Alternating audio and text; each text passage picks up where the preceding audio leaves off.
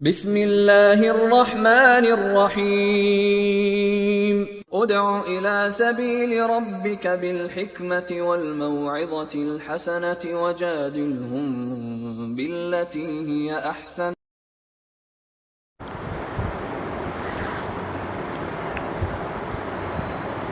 الحمدللہ رب العالمین والعاقبۃ للمتقین والصلاۃ والسلام علی رسول الکریم اما بعد۔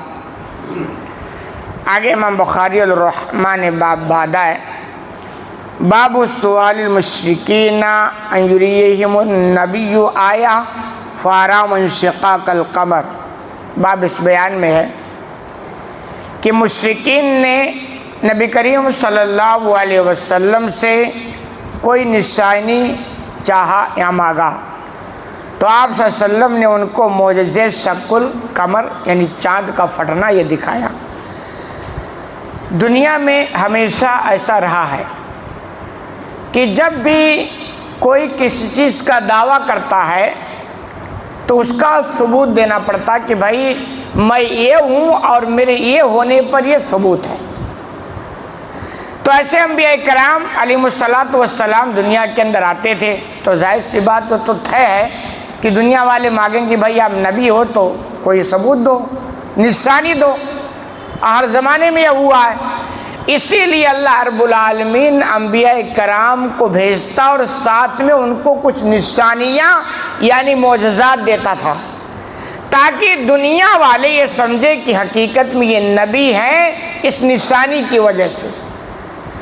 ورنہ کوئی بھی کھڑا ہو جائے صاحب میں نبی ہوں، بھائی نبی ہو تو ثبوت دو۔ تو ایسے ہی نبی کریم صلی اللہ علیہ وسلم نے سے مکہ کے کافروں نے مطالبہ کیا کہ آپ نبی ہیں تو کوئی نشانی دکھائیں، اور وہ نشانی دکھائیں جو پوری دنیا مان جائے کہ ہاں بھائی یہ کوئی نشانی ہے۔ اسی پر امام بخاری الرحمن نے باب بادا۔ حدیث نمبر 3637 عن انس انه حدثهم ان على مکہ سالوا رسول اللہ صلی اللہ علیہ وسلم ان یریہم آیا۔ انس رضی اللہ تعالیٰ عنہ سے روایت ہے کہ انہوں نے بیان کیا لوگوں سے کہ اہل مکہ نے نبی کریم صلی اللہ علیہ وسلم سے سوال کیا کہ وہ کوئی نشانی دکھائیں، یہ بھئی آپ نبی ہیں تو نشانی دکھاؤ۔ اور یہی وجہ کہ ہر نبی کو اللہ نے معجزہ دے کے بھیجا۔ اب جیسے موسیٰ علیہ السلام کو بھی اللہ نے بہت سارے معجزات دیے، ان میں سے ایک ان کے پاس وہ لاٹھی تھی کہ اگر وہ پکڑتے ہو تو وہ لاٹھی بن جاتا اور جب زمین پہ چھوڑتے ہو تو سانپ بن جاتا تھا۔ تو وہی نشانی انہوں نے فرعون کو دکھایا تو فرعون نے کہا یہ تو کوئی بڑی بات نہیں ہے، ایک جادوئی چیز ہے اور ہمارے یہاں بہت سارے جادوگر ہیں۔ اس زمانے میں جادوگروں کا بڑا زور تھا تو پھر مقابلہ کرا دیا گیا۔ اچھا، جو جس فیلڈ کا ہوتا ہے نا وہ اس کو اچھی طرح جانتا ہے۔ آپ وہ جادوگر تھے، وہ جانتے تھے جادو کی حقیقت کیا ہے۔ تو جب مقابلہ ہوا تو جادوگر سمجھ گئے کہ بھئی یہ جادو نہیں ہے، جادوگر ہم ہیں اور جادو کی حقیقت ہم جانتے ہیں۔ تو جب مقابلہ ہوا تو سمجھ گئے یہ جادو نہیں، یہ حقیقت میں نبی ہے، یہ معجزہ ہے، اور وہ سارے کے سارے ایمان لے آئے۔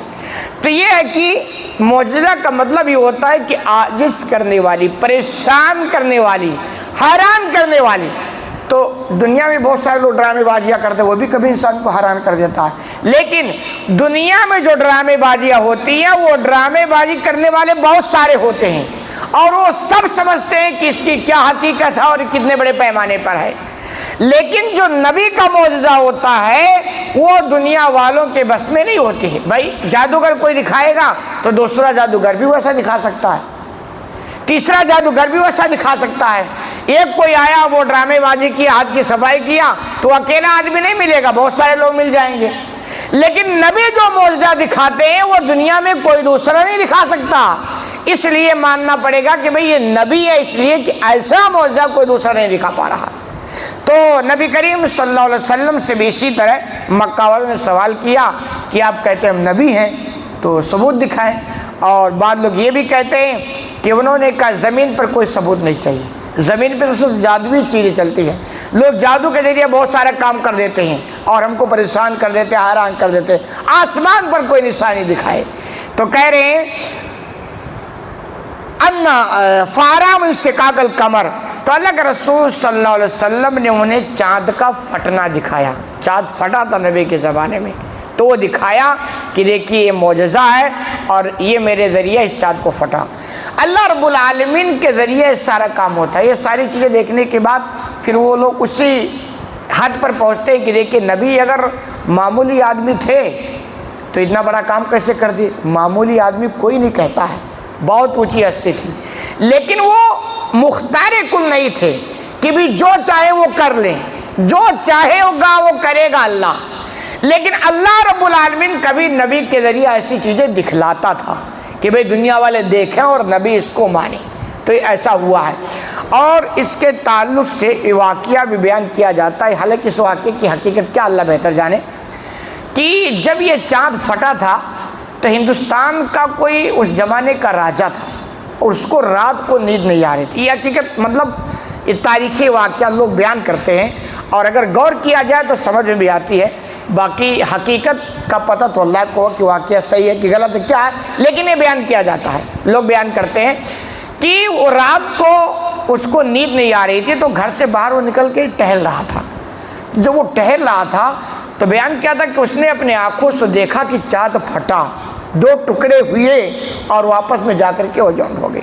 تو جب اس نے تحقیق کی تو اس کو پتہ چلا کہ یار مکہ میں کوئی عرب میں نبی ہے اور اس نے نبوت کا دعوت کیا ہے اور اس کے ذریعے یہ چاند پھٹا ہے. تو کہا جاتا ہے کہ اس نے آدمی بھیج کر کے اور وہ معلوم کیا تھا.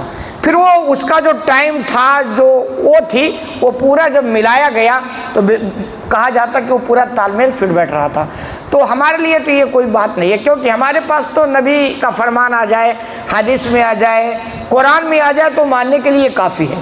تو خلاصہ کلام کہ اللہ رب العالمین اتنے بڑے معجزہ انبیاء کو دیتا ہے تاکہ دنیا والے مان جائے کہ یہ نبی ہے، اور اس کے بعد بھی نہ مانے تو یہ کہا جائے گا کہ یہ چونکہ اتنے نالائق ہیں کہ اللہ ان کو ایمان جیسی دولت سے نوازنا نہیں چاہتا. بھئی یہ بہت بڑی بد نصیبی ہے کہ آپ کو ایمان نہ ملے، آپ کو اچھا اخلاق نہ ملے، آپ اللہ کی عبادت گزار نہ بن سکے. یہ بھی بہت بڑا مسئلہ ہوتا ہے. جب اللہ رب العالمین بندوں سے راضی ہوتا ہے، ایمان کی دولت نوازتا ہے اور عبادت گزار بنا دیتا ہے، اپنے سے قریب کر لیتا ہے. اللہ رب العالمین سے دعا ہے کہ العالمین تمہیں کہنے سے زیادہ عمل کرنے کی توفیق عطا